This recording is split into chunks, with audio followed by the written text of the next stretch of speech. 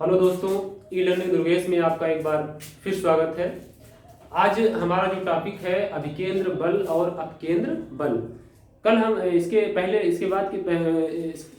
Video में हमने discuss किया था गुरुत्वीय त्वरण के अंतर्गत गति के समीकरण को हमने डिस्कस किया था। बल क्या होता है इसके बारे में भी हम डिस्कस कर चुके हैं।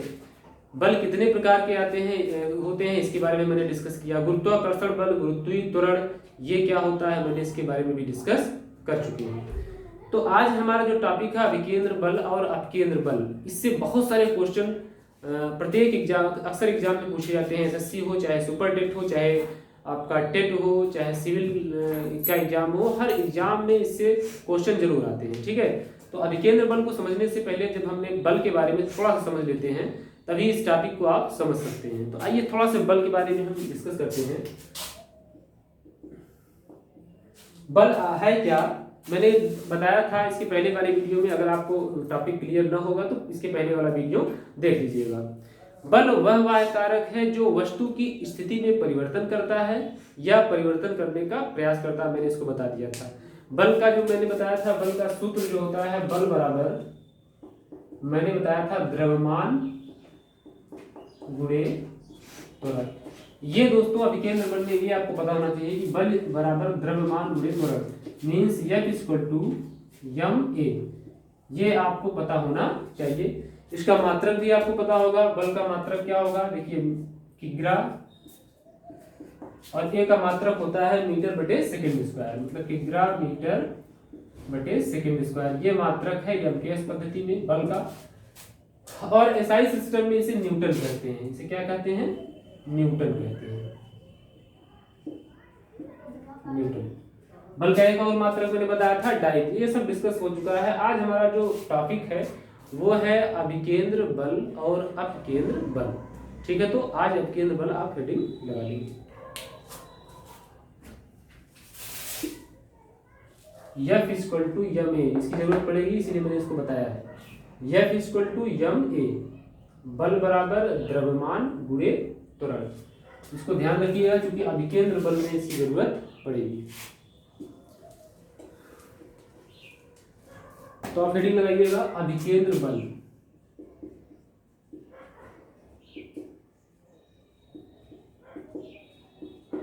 अभिकेंद्र बल।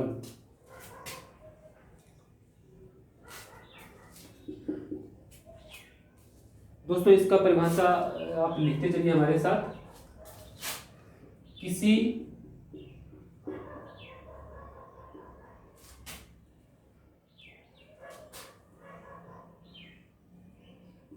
वृत्तीय पथ पर एक समान वृत्तीय गति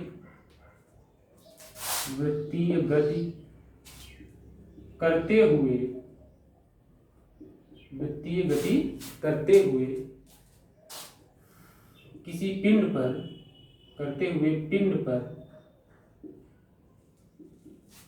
केंद्र की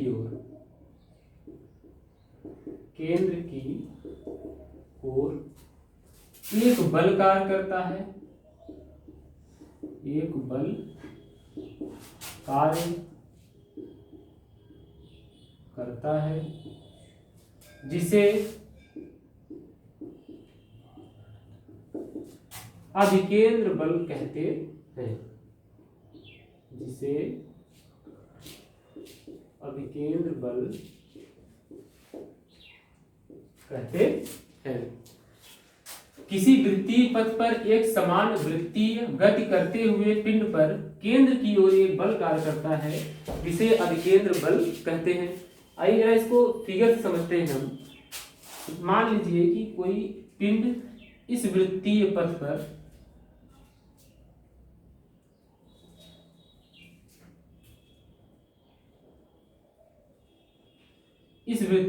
कोई पिंड गति कर रहा है और ये वृत्त का केंद्र है। पिंड यहां है,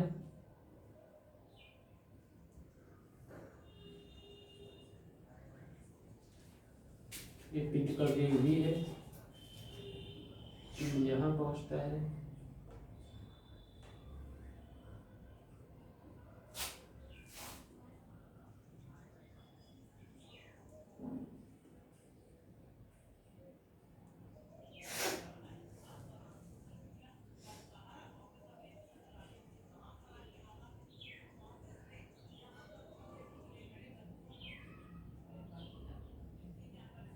मैंने पिंड का द्रव्यमान m मान लिया है, पिंड की वेलोसिटी v मैंने मान ली है।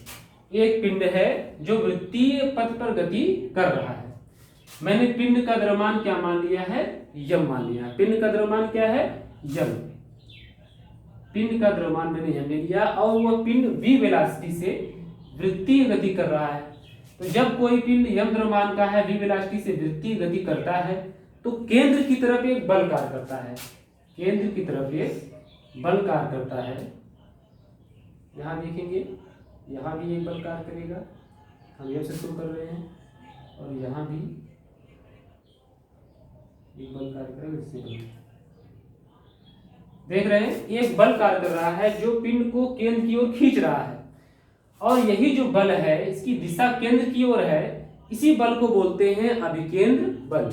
ये जो बल है ये इसी को बोलते हैं अभिकेंद्र बल। चूंकि केंद्र की तरफ कार्य कर रहा है इसलिए इसे बोलते हैं अभिकेंद्र बल। क्या बोलते हैं इसे, अभिकेंद्र बल। दोस्तों इसको फिगर को बना लीजिएगा, पहले फिगर बना लीजिए। ये पिंड है जिसका द्रव्यमान m है, ये v वेलोसिटी से वृत्तीय गति कर रहा है। जब कोई भी पिंड अगर वृत्तीय गति करता है तो उसमें अभिकेंद्र बल कार्य करता है। वह अभिकेंद्र बल की जो दिशा होती है वो वृत्त के केंद्र की तरफ होती है। इसी वजह से उस बल को अभिकेंद्र बल कहते हैं। एक बार फिर सुन लीजिए, कोई पिंड यदि वृत्तीय गति कर रहा है तो वृत्तीय गति करते हुए पिंड पर केंद्र की तरफ एक बल कार्य करता है जिसे हम बोलते हैं अभिकेंद्र बल। बिना अभिकेंद्र बल के वृत्तीय गति संभव नहीं है। जब तक अभिकेंद्र बल नहीं मिलेगा तब तक वृत्तीय गति संभव नहीं हो सकती है। तो इसको आप बना लीजिए, उसके बाद फिर नीचे थोड़ा सा लिखिएगा। इसको पहले बना लीजिए आप।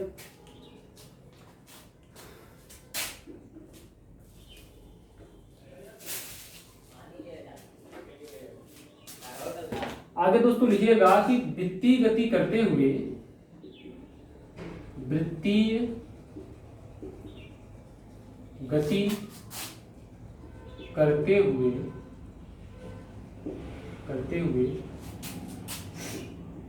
पिंड पर एक त्वरण कार्य करता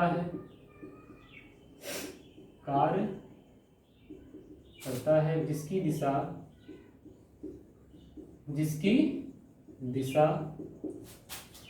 केंद्र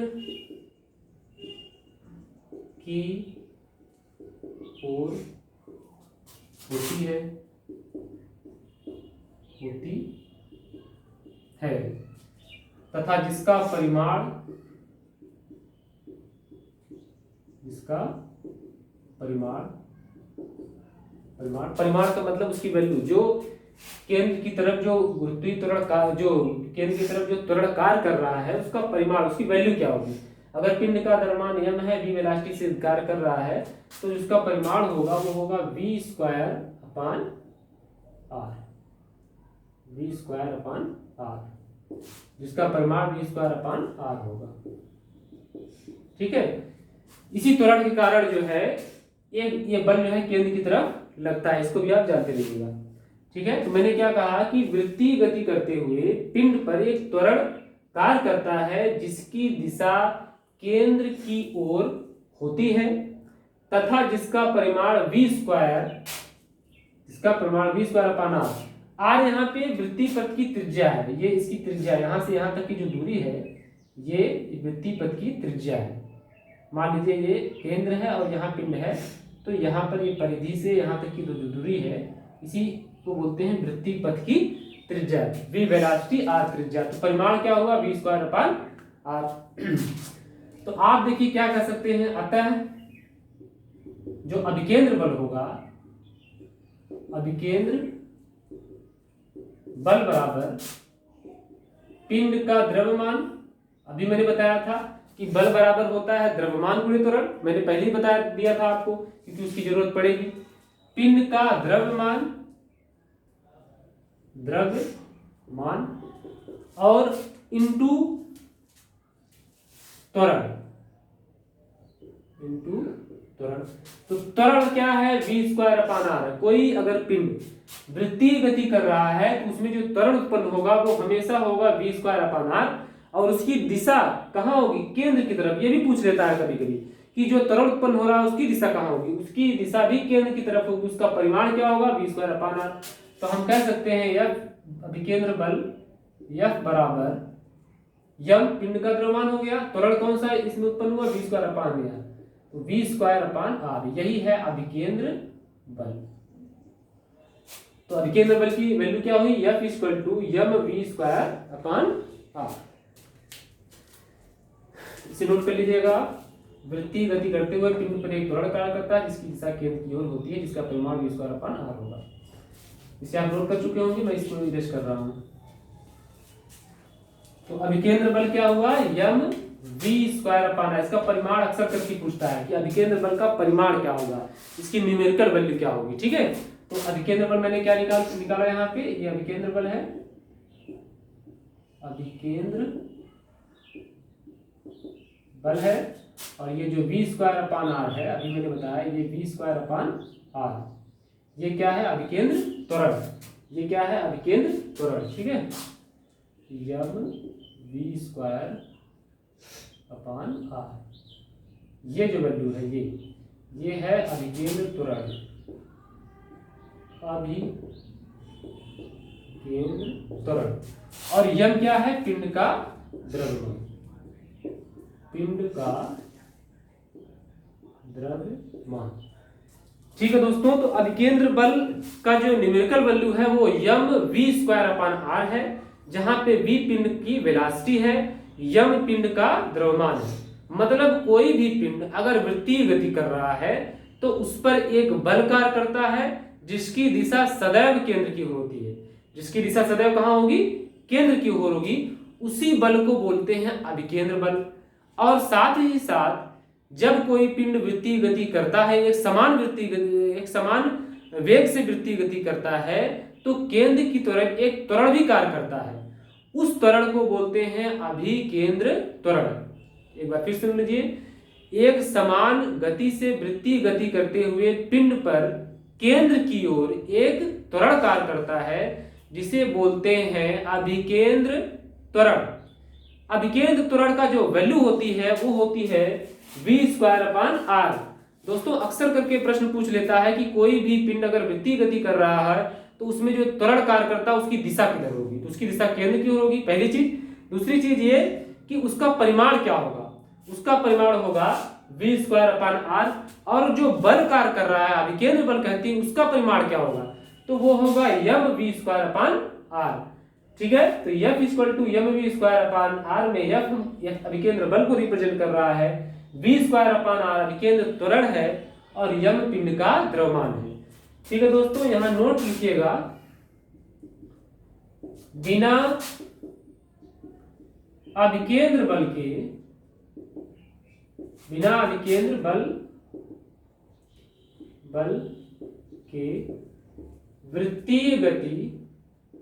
वृत्तीय गति संभव नहीं है।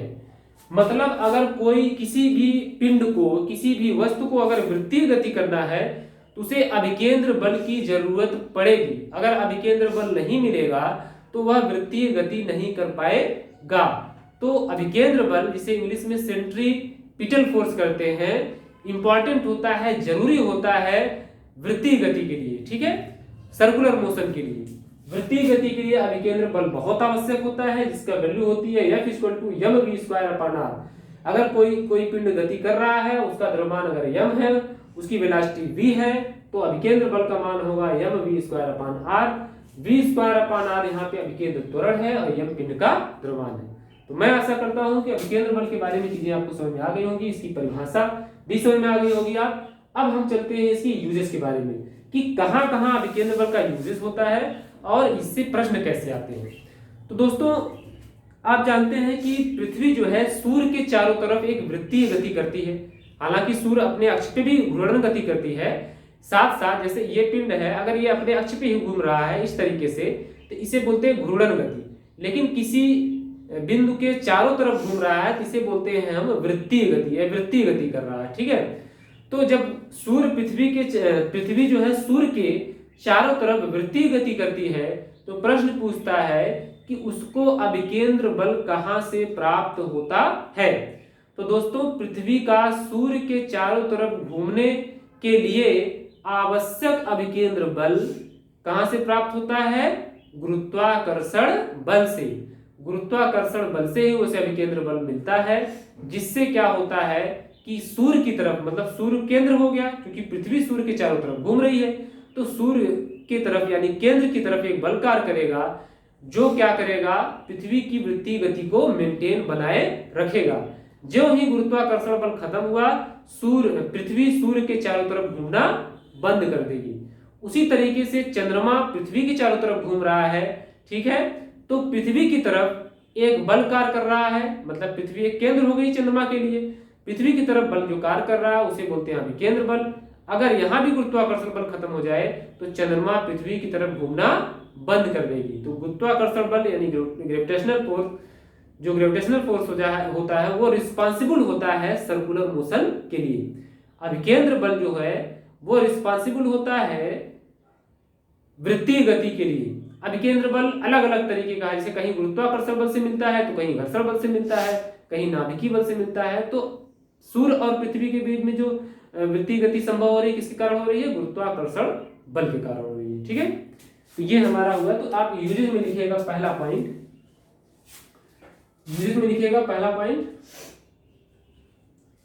एक मिनट,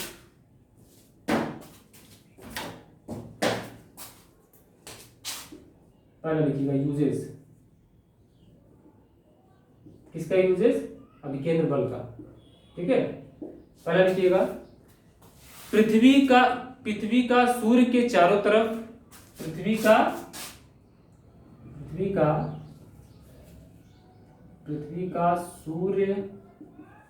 सूर्य के चारों तरफ वृत्तीय गति करने के लिए आवश्यक अभिकेंद्र बल गुरुत्वाकर्षण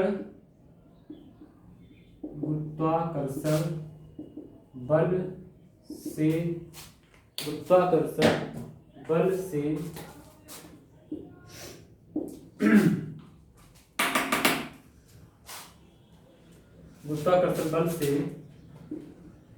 प्राप्त होता है। गुरुत्वाकर्षण बल से प्राप्त होता है। ठीक है, पृथ्वी का सूर्य के चारों तरफ वृत्तीय गति करने के लिए आवश्यक अभिकेंद्र बल गुरुत्वाकर्षण बल से प्राप्त होता है। इसको आप नोट कर लीजिएगा। ये है अभिकेंद्र बल का पहला उदाहरण। ठीक है, तो यहाँ पर अभिकेंद्र बल जो है वो किसके कारण है? गुरुत्वाकर्षण बल के कारण। किसके कारण है? गुरुत्वाकर्षण बल के कारण। इसी तरीके से बहुत सारे एग्जांपल है, जैसे मंगल ग्रह है, बहुत सारे ग्रह जो सूर्य के चारों तरफ घूम रहे हैं, सबका सब कारण कौन है? गुरुत्वाकर्षण बल। चंद्रमा का पृथ्वी की तरफ घूमना, पृथ्वी का सूर्य की तरफ घूमना, ठीक है, ये सारी चीजें किसके कारण है? गुरुत्वाकर्षण बल के कारण। उसी के कारण अभिकेंद्र बल मिलता है और वृत्तीय गति संभव होती है। तो ये दिमाग में सेट कर लीजिएगा, जहां भी वृत्तीय गति होगी वहां अभिकेंद्र बल जरूर कार्य करेगा। और अभिकेंद्र बल किससे कार्य करेगा, उसमें अभिकेंद्र बल कहां से उसको मिलेगा, यह जानना जरूरी है। तो सूर्य और पृथ्वी के बीच में अभिकेंद्र बल किससे मिल रहा है? गुरुत्वाकर्षण बल से मिल रहा है। ठीक है, दूसरा यूज लिखिएगा इसका। दूसरा है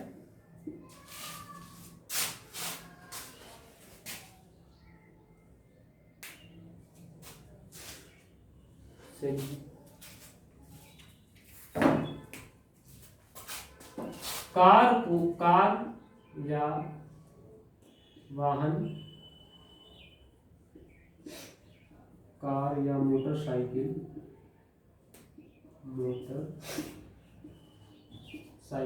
को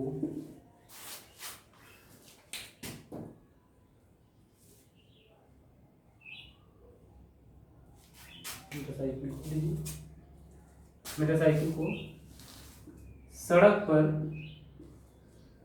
सफलतापूर्वक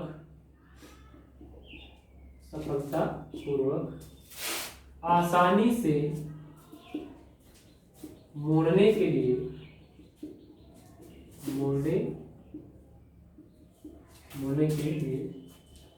वृत्तीय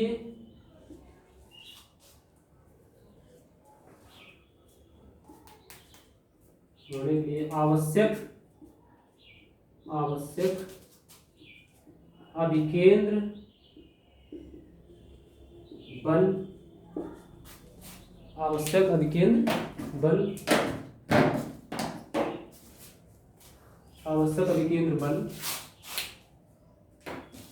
अभिकेंद्र बल ऊपर लिख लीजिए, आवश्यक अभिकेंद्र बल घर्षण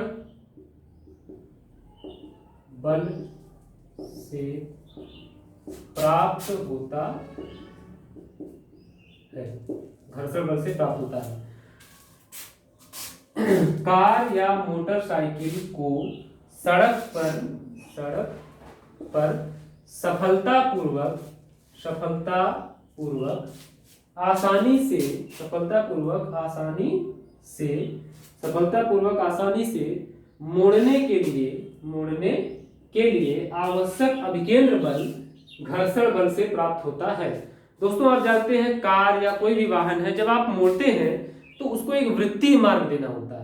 जब वृत्तीय मार्ग देना होता है, इसका मतलब वृत्तीय गति वहां पे पूरी वृत्तीय गति नहीं होती है, लेकिन वृत्तीय मार्ग देना पड़ता है, वृत्तीय पथ बनाना पड़ता है, तो निश्चित तौर पर वहां उसे अभिकेंद्र बल की जरूरत पड़ेगी।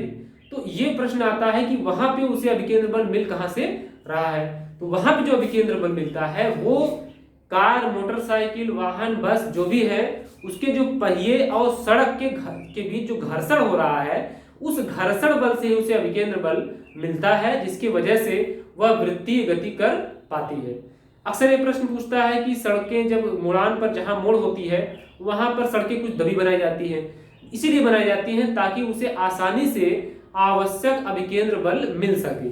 ठीक है, अगर ऐसा नहीं होगा तो वृत्तीय गति नहीं कर पाएगी। ठीक है, अगर सड़कें दबी नहीं होंगी तो वृत्तीय गति नहीं कर पाएगी, और वृत्तीय गति नहीं कर पाएगी तो उसे आवश्यक अभिकेंद्र बल भी नहीं मिलेगा और वह गाड़ी पलट सकती है। तो इसी वजह से सड़कें थोड़ा से मुड़ान पर दबी बनाई जाती है ताकि आसानी से वृत्तीय गति के द्वारा वो मोड़ सके। ठीक है, और घर्षण बल के द्वारा उसे अभिकेंद्र बल आसानी से मिल जाए। दोस्तों अगर कोई सतह बहुत ही चिकनी है, कभी भी आप इसको ट्राई करिएगा, जहां घर्षण बल न मिले, अगर घर्षण बल नहीं होगा तो अभिकेंद्र बल नहीं मिल पाएगा। मान लीजिए कोई सड़क है बहुत ही चिकनी है, मान लीजिए संगमरमर जो मार्बल्स होते हैं उस तरीके की जो है सड़क है, और उसमें तेल वगैरह गिरा हुआ है, मतलब बहुत ही चिकना है, उसमें इतना स्मूथ है कि जो घर्षण बल है बहुत ही कम है। अगर वहां पे आप साइकिल को कभी या बाइक को मोड़ने का प्रयास करिएगा, अगर आप मोड़ते हैं तो आप गिर जाएंगे, क्योंकि वहां पे घर्षण बल एकदम नगण्य है, नेग्लिजिबल है। तो वहां पर जब आप मोड़ने का प्रयास करेंगे तो होगा क्या, उसे घर्षण बल बहुत कम होने के कारण अभिकेंद्र बल पर्याप्त नहीं मिल पाएगा। ठीक है, अभिकेंद्र बल पर्याप्त नहीं मिल पाएगा, इस वजह से वृत्तीय गति संभव नहीं हो पाएगी और आप गिर जाएंगे। कभी इसको ट्राई करिएगा जहां पर घर्षण बल बहुत कम होता है। कभी कभी बरसात के मौसम में आप देखे होंगे पानी लग जाता है, ठीक है, तो घर्षण बल एकदम जीरो हो जाता है, क्योंकि बहुत ही एकदम चिकनी सतह हो जाती है, स्मूथ हो जाती है। तो वहां पे अगर साइकिल को मोड़ते हैं तो घर्षण बल मिल ही नहीं पाता और आप गिर जाते हैं। तो ये जान लीजिएगा कि घर्षण बल जो है आवश्यक है किसी भी वाहन, मोटरसाइकिल के लिए वृत्तीय गति बनाने के लिए। ठीक है, वृत्तीय गति होगी तो उसे आवश्यक अभिकेंद्र बल मिलेगा। ठीक है दोस्तों, तो ये हुआ आपका कि अभिकेंद्र बल का दूसरा यूजेस। ठीक है, तीसरा यूजेस देखिएगा। तीसरा यूजेस आप समझ लीजिए, जैसे आप कभी वृत्तीय गति करते हुए एक झूला होता है, सर्कस वगैरह में आप देखे होंगे प्रदर्शनी में, तो आप जब झूले में बैठे होंगे तो वहां पर क्या होता है, जब झूला झूलते हैं आप तो आपको एक बाहर की तरफ एक बल अनुभव होता है। ठीक है, फिलहाल ये अभिकेंद्र बल का उदाहरण है, इसको छोड़िए, इसको आगे डिस्कस करेंगे। ठीक है, तो ये दो एग्जाम्पल थे इसको नोट कर लीजिएगा आप पहले इसको। तीसरा जो इसका यूजेज है, तीसरा जो यूजेज है सबसे, इसको नोट करिएगा। तीसरा यूजेज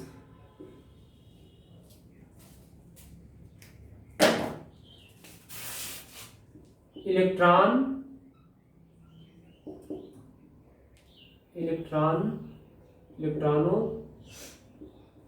का नाभिक के चारों तरफ दोस्तों आपको पता है इलेक्ट्रॉन नाभिक के चारों तरफ घूमता है, बीच में नाभिक में प्रोटॉन और न्यूट्रॉन होते हैं, ठीक है, ये तो आपको पता ही होगा। इलेक्ट्रॉनों का नाभिक के चारों तरफ वृत्तीय गति करने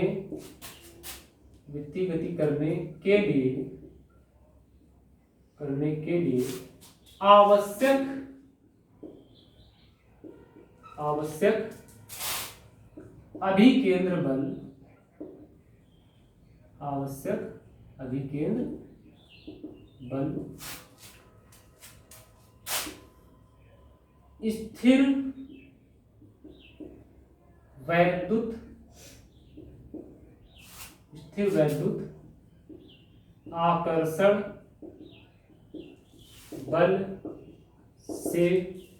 स्थिर वैद्युत आकर्षण बल से प्राप्त होता है। दोस्तों आप नोट जरूर बनाइएगा, नोट करिएगा जरूर, ठीक है। जब आप नोट करेंगे तभी टॉपिक आसानी से कभी भी समझ सकते हैं, ठीक है। इलेक्ट्रॉनों का नाभिक के चारों तरफ वृत्तीय गति करने के लिए आवश्यक अभिकेंद्र बल स्थिर वैद्युत आकर्षण बल से प्राप्त होता है, ठीक है। ये आपका है कैसे स्थिर वैद्युत आकर्षण बल होगा, इसके बारे में मैंने पहले डिस्कस कर चुका हूं। बल कितने प्रकार के होते हैं, देखिए ये जो बल है स्थिर वैद्युत आकर्षण बल, स्थिर वैद्युत आकर्षण बल इंग्लिश में कहते हैं इलेक्ट्रोस्टैटिक फोर्स, इसे कहते हैं इलेक्ट्रोस्टैटिक फोर्स। किसे, इसको स्थिर वैद्युत आकर्षण बल को इलेक्ट्रोस्टैटिक फोर्स भी कहते हैं, ठीक है।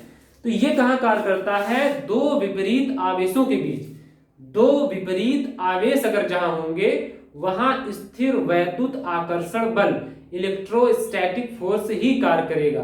तो यहां पर देखिए नाभिक पर जो होता है धन आवेश होता है और इलेक्ट्रॉन पर होता है ऋण आवेश। तो यहाँ पर दो विपरीत आवेश हो गए, जब दो विपरीत आवेश हो गए तो यहाँ पे जो बल कार्य करेगा उसे बोलेंगे स्थिर वैद्युत आकर्षण बल। तो यहाँ पर इलेक्ट्रॉन जो वृत्तीय गति कर रहा है, वो वृत्तीय गति करने के लिए जो उसे आवश्यक अभिकेंद्र बल की आवश्यकता होगी, क्योंकि आप जानते हैं वृत्तीय गति के लिए अभिकेंद्र बल मस्ट है, ठीक है। तो जो अभिकेंद्र बल उसे मिलेगा वो मिलेगा स्थिर वैद्युत आकर्षण बल से, मतलब जो आवेशों के बीच में स्थिर वैद्युत आकर्षण बल है उसे मिलेगा अभिकेंद्र बल। जब अभिकेंद्र बल उसे मिलेगा तो आसानी से नाभिक के चारों तरफ वह घूम सकता है, ठीक है। जहां विपरीत आवेश होते हैं वहां स्थिर वैद्युत आकर्षण बल कार्य करता है, और जहां समान आवेश होते हैं, पॉजिटिव हो या नेगेटिव हो, वहां पे स्थिर वैद्युत प्रतिकर्षण बल कार्य करता है। मतलब समान आवेश आकर्षण, विपरीत आवेश प्रतिकर्षण। बट गुरुत्वाकर्षण बल केवल और केवल आकर्षण प्रभाव का होता है, मतलब वो आकर्षी प्रभाव का होता है, उसमें प्रतिकर्षण नहीं होता है, ठीक है। तो ये हो गया आपका 3 यूजेज हो गए, ठीक है, अभिकेंद्र बल की। ठीक है दोस्तों, तो अभिकेंद्र बल के बारे में आपको चीजें समझ में आ गई होंगी। अभिकेंद्र बल को एक बार मैं फिर डिफाइन कर दे रहा हूं, फिर उसके बाद में अपकेंद्र बल के बारे में मैं चर्चा करूंगा। तो अभिकेंद्र बल मैंने क्या बताया कि एक समान वृत्तीय गति करते हुए किसी पिंड पर केंद्र की तरफ, वृत्तीय पथ के केंद्र की तरफ एक बल कार्य करता है जिसे अभिकेंद्र बल कहते हैं, और साथ ही साथ एक त्वरण भी कार्य करता है जिसकी दिशा भी केंद्र की तरफ होती है, उसे बोलते हैं अभिकेंद्र त्वरण। अभिकेंद्र त्वरण का जो परिमाण होता है वो होता है v² r, ठीक है, और पिंड का द्रव्यमान अगर यम है तो अभिकेंद्र बल का जो परिमाण हुआ वो हुआ M V square upon R. तो अभिकेंद्र बल का परिमाण M V square upon R, ठीक है, और अभिकेंद्र त्वरण का परिमाण वी स्क्वायर अपान आर, ठीक है, जहां पर वी वेलोसिटी है पिंड का, आर वृत्तीय पथ की त्रिज्या है। मतलब अगर कोई जो है वृत्तीय गति कर रहा है तो जो वृत्तीय पथ की त्रिज्या होगी केंद्र से लेकर परिधि की दूरी होगी वो वृत्तीय पथ की त्रिज्या हो जाएगी, ठीक है, तो वो आपका हो जाएगा आर, ठीक, यम पिंड का द्रव्यमान। ये हुआ अभिकेंद्र बल के बारे में। मैंने एग्जांपल समझा दिया कि सड़क पे मुड़ते समय अभिकेंद्र बल की आवश्यकता जो होती है वो घर्षण बल से मिलता है, पृथ्वी का सूर्य के चारों तरफ जो घूमना है वो गुरुत्वाकर्षण बल से मिलता है, इलेक्ट्रॉन नाभिक की ओर जो घूमते हैं वो स्थिर वैद्युताकर्षण बल से मिलता है। अब आइए समझते हैं हम अपकेंद्र बल के बारे में, ठीक है, हेडिंग बना लीजिएगा अपकेंद्र बल, ठीक है।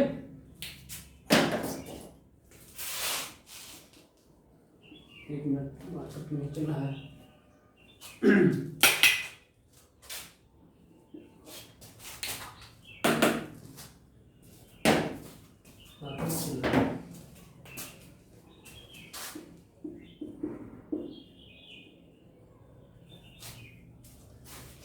स्क्रॉल कर होंगे आप।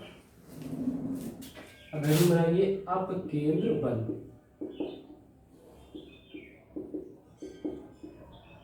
सेंट्रीफ्यूगल फोर्स,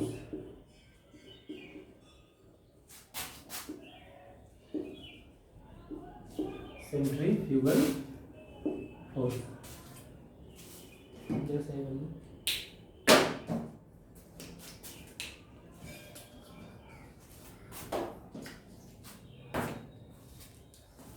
सेंट्रीफ्यूगल फोर्स, अपकेंद्र बल। दोस्तों अभिकेंद्र बल अगर आप समझ गए हैं तो अपकेंद्र बल समझना बहुत ही आसान है। आप जानते हैं न्यूटन का जो तृतीय नियम है, न्यूटन का तृतीय नियम कहता है कि अगर किसी भी पिंड द्वारा कोई कार्य किया जाता है तो उसके विपरीत में एक प्रतिक्रिया होती है। मतलब प्रत्येक क्रिया की एक प्रतिक्रिया होती है जिसका परिमाण समान होता है और दिशा विपरीत होती है, ठीक है। प्रत्येक क्रिया के विपरीत एक प्रतिक्रिया होती है, इसी को बोलते हैं क्रिया प्रतिक्रिया का नियम बोलते हैं, इसी को बोलते हैं न्यूटन का तृतीय नियम भी बोलते हैं। तो दोस्तों अभी मैंने देखा कि जब कोई पिंड वृत्तीय गति करता है, जब कोई पिंड वृत्तीय गति ऐसे कर रहा है तो मैंने बताया था केंद्र की तरफ एक बल कार्य करता है जिसे अभिकेंद्र बल करते हैं, ठीक है। ठीक अभिकेंद्र बल के विरोध में समान परिमाण का विपरीत दिशा में एक बल बाहर की ओर कार्य करता है। अभिकेंद्र बल के विरोध में उसकी विपरीत दिशा में उसी परिमाण का एक बल बाहर की ओर कार्य करता है, उसे बोलते हैं अपकेंद्र बल, ठीक है दोस्तों, उसे बोलते हैं अपकेंद्र बल।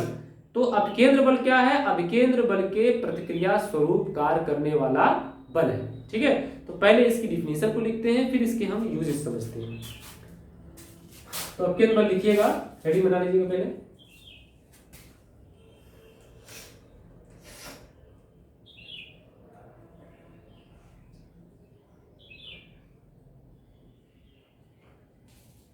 देखिएगा न्यूटन के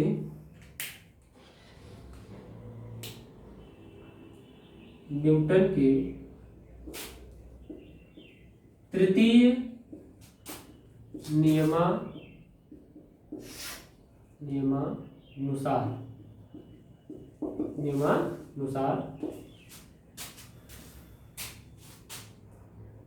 वृत्तीय एक समान वृत्तीय गति करते हुए किसी पिंड पर अभिकेंद्र बल के प्रतिक्रिया स्वरूप अभिकेंद्र बल के प्रतिक्रिया स्वरूप अभिकेंद्र न्यूटन के तृतीय नियमानुसार एक समान वृत्तीय गति करते हुए किसी पिंड पर अभिकेंद्र बल के प्रतिक्रिया स्वरूप, मतलब जो अभिकेंद्र बल केंद्र की तरफ कार्य कर रहा है उसके विपरीत में, उसकी प्रतिक्रिया स्वरूप एक बल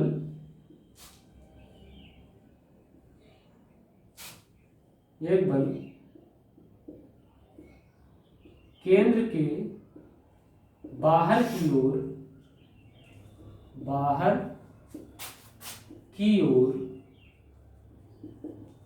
कार्य करता है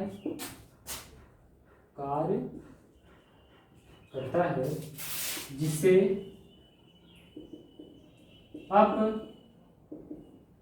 अपकेंद्र बल कहते हैं। ठीक है दोस्तों, इसको पहले नोट करिएगा।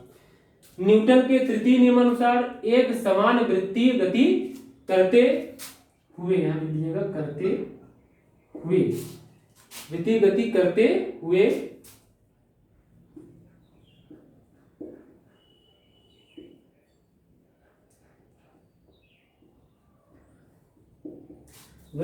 करते हुए किसी पिंड पर अभिकेंद्र बल के प्रतिक्रिया स्वरूप एक बल केंद्र के बाहर की ओर कार्य करता है जिसे अपकेंद्र बल कहते हैं। इसको आप नोट कर लीजिएगा, पहले डेफिनेशन नोट कर लीजिए।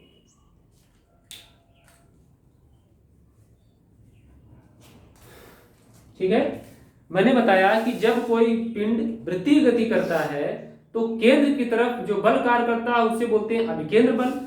और न्यूटन का नियम कहता है कि प्रत्येक क्रिया की एक विपरीत प्रतिक्रिया होगी। तो जो बल अभिकेंद्र बल केंद्र की तरफ कार्य कर रहा था, उसकी प्रतिक्रिया में एक बल बाहर की तरफ कार्य करता है। ठीक है, वृत्तीय पथ के बाहर की तरफ कार्य करता है, वो बल होगा आपका अपकेंद्र बल। ठीक है, अंदर की तरफ अभिकेंद्र बल, बाहर की तरफ अपकेंद्र बल। वृत्तीय गति के लिए कौन सी जो है बल आवश्यक है? अभिकेंद्र बल। ठीक है, उसके जस्ट विपरीत में बाहर के जो बल कार्य करता है उसे बोलते हैं अपकेंद्र बल। ठीक है, नाम बहुत ही थोड़ा सा माइनर डिफरेंस है, अभिकेंद्र बल, अपकेंद्र बल। अभिकेंद्र बल केंद्र की तरफ कार्य करता है, अपकेंद्र बल केंद्र के बाहर की तरफ कार्य करता है। ठीक है, तो इसका जो यूजेज है इस पर सवाल आते हैं, तो इसको लिखिएगा, अपकेंद्र बल के उदाहरण, अपकेंद्र बल के उदाहरण।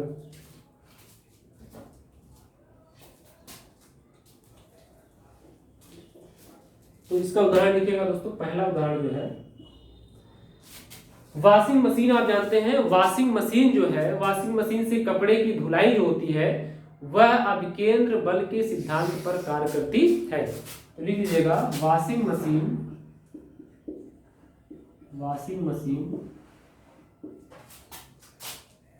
में कपड़े की धुलाई में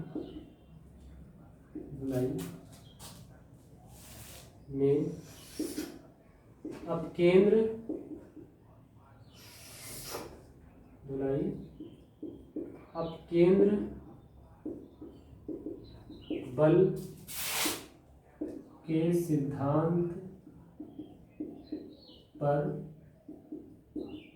कार्य करती है। ठीक है, दूसरा लिखिएगा, वॉशिंग मशीन में कपड़े की धुलाई होता क्या है कि जब आप कपड़ा उसमें डालते हैं, निरमा पाउडर वगैरह डाल देंगे, तो जब वो घूमेगा तेजी से तो उसमें क्या होगा, जो कपड़े में जो मैल होगी, साबुन के कारण मैल और कपड़े की जो आकर्षण बल होगा वो तो वीक हो जाएगा।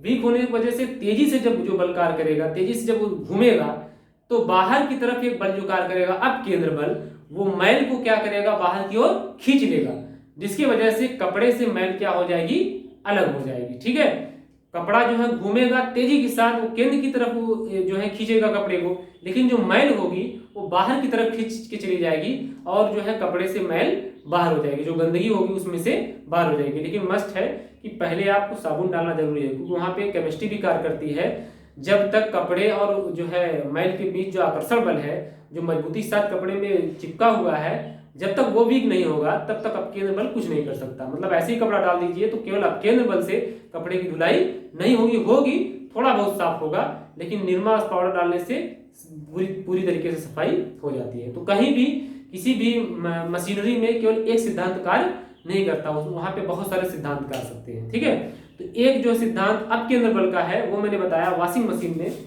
वो कार्य करता है। तो अक्सर करके प्रश्न पूछता है कि वॉशिंग मशीन में कपड़े की जो धुलाई होती है उसमें कौन सा बल कार्य करता है, तो अपकेंद्र बल, नॉट अभिकेंद्र बल, अपकेंद्र बल। ठीक है।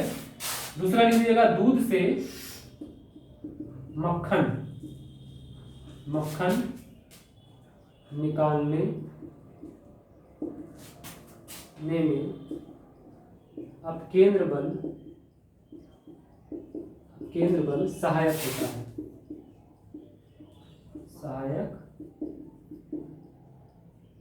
होता है, ठीक है दोस्तों।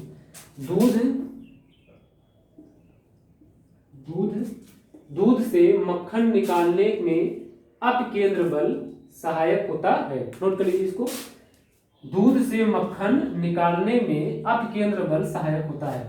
दोस्तों जानते हैं दूध से जो मक्खन निकालते हैं उसमें क्या होता है, मक्खन तेजी के साथ अपकेंद्र बल के कारण वो बाहर की तरफ चला जाता है, उसको निकालकर अलग कर लेते हैं। तो यह भी प्रश्न पूछता है कि दूध से मक्खन निकालना किस बल पर आधारित है, कौन सिद्धांत कार्य करता है, तो अपकेंद्र बल के सिद्धांत पर वो कार्य करता है।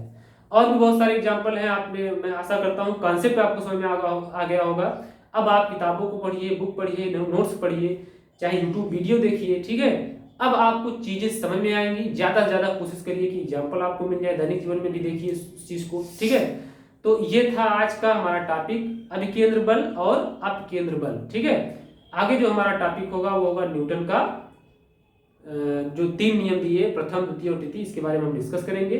तो आज का जो हमारा टॉपिक है यहीं पे क्लोज होता है। ठीक है, थैंक यू, जय हिंद।